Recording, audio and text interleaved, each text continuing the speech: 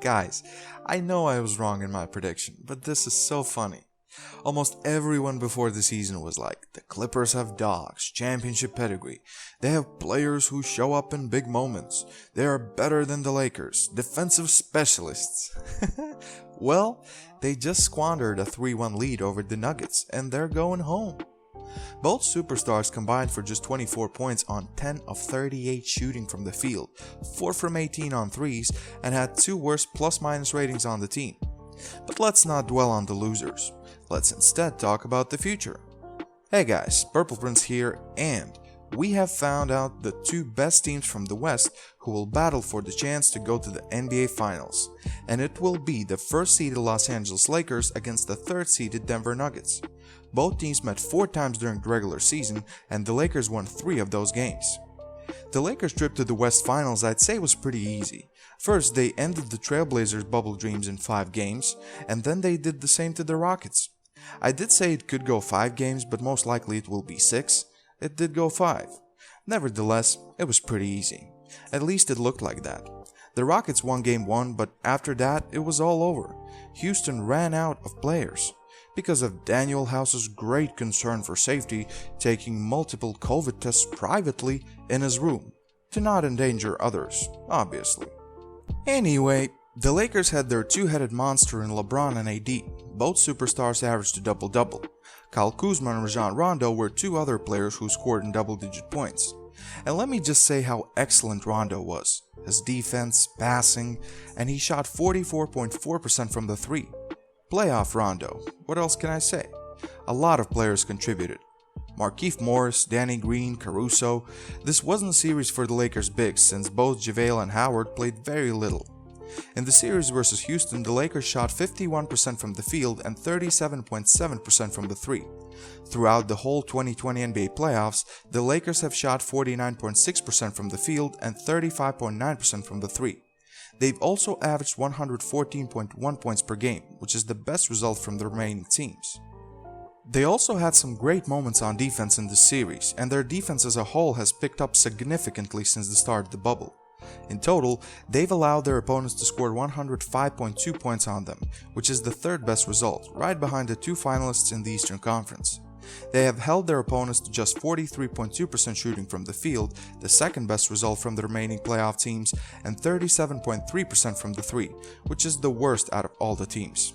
In all honesty though, they did face the 2 highest 3-point shooting teams in the whole playoffs. The Denver Nuggets, on the other hand, has had 2 long 7-game series. First, they had to come back from a 3-1 series deficit against the Utah Jazz, which they did.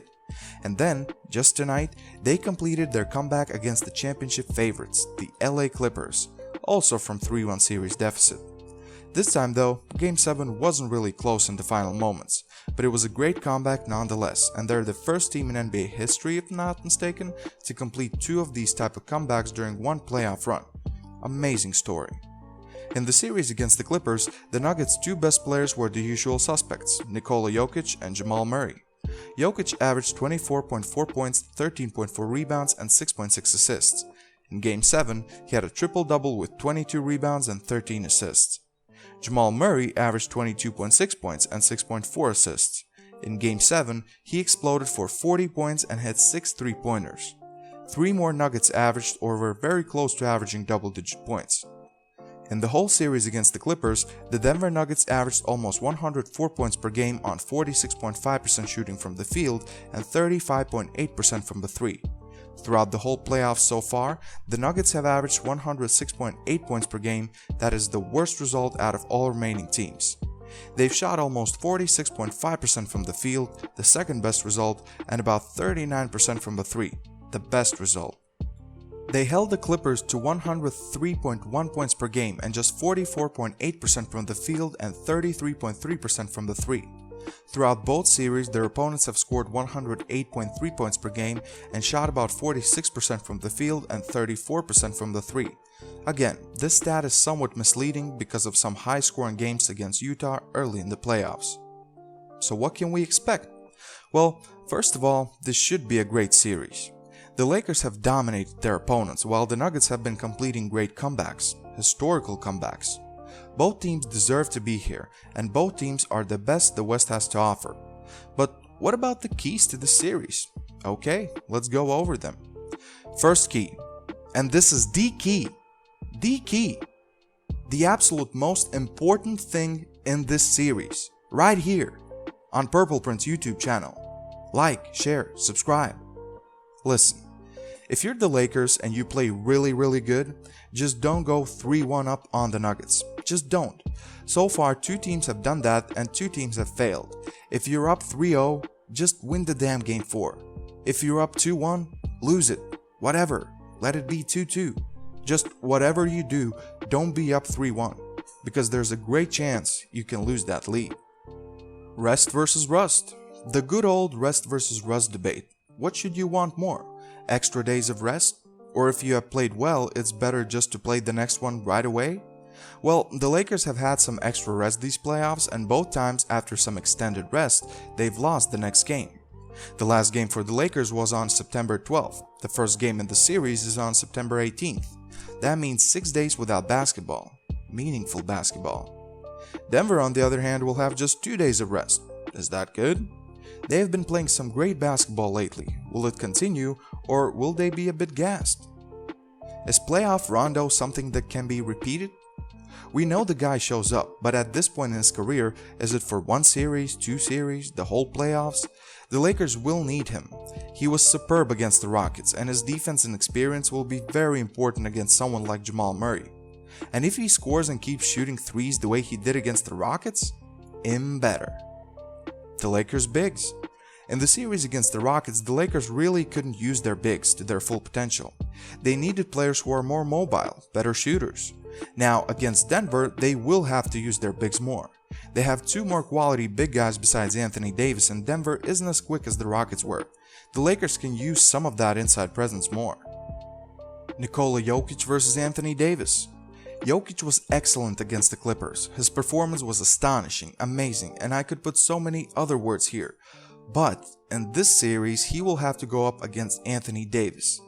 No disrespect to Montrezl Harrell or Ivica Zubac, but AD is like 3 levels better than both of them.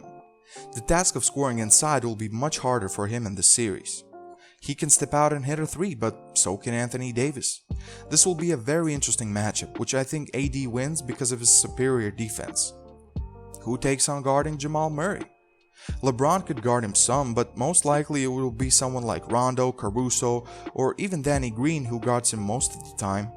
And they better make sure they do a great work on him, because if the boy gets hot, he can shoot you out of the game very quickly. Denver's role players will have to play a big role in this.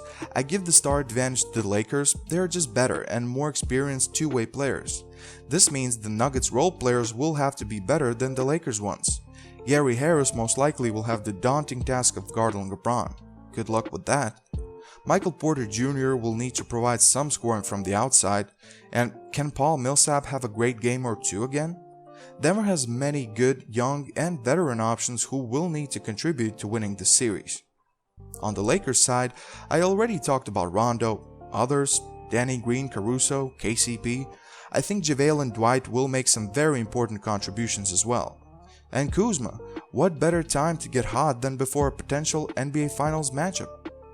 This series is so interesting, and there are so many more keys to this matchup which I'll allow you to write down in the comment section. Man, this is great, because it's surprising. Everyone is expecting Clippers versus Lakers, and now we're just getting something so different. As for my prediction, well, we know the Lakers ain't winning the series in 5 games because Denver ain't losing when they're down 3-1. But I think it might be a 6-game series, still going in the way of the Lakers. I know I've counted out Denver before, but I feel that this is it. This is the Lakers' year. With the unfortunate Kobe situation, the surprising elimination of the Clippers, this is just the year of the Lakers.